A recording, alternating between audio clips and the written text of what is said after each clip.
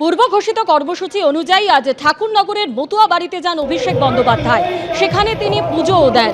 অভিষেক বন্দ্যোপাধ্যায় চলে যাওয়ার পরে হরিচাঁদ গুরুচাঁদ মন্দির গোবর জল দিয়ে শুদ্ধিকরণ করলেন কেন্দ্রীয় জাহাজ প্রতিমন্ত্রী শান্তনু ঠাকুর।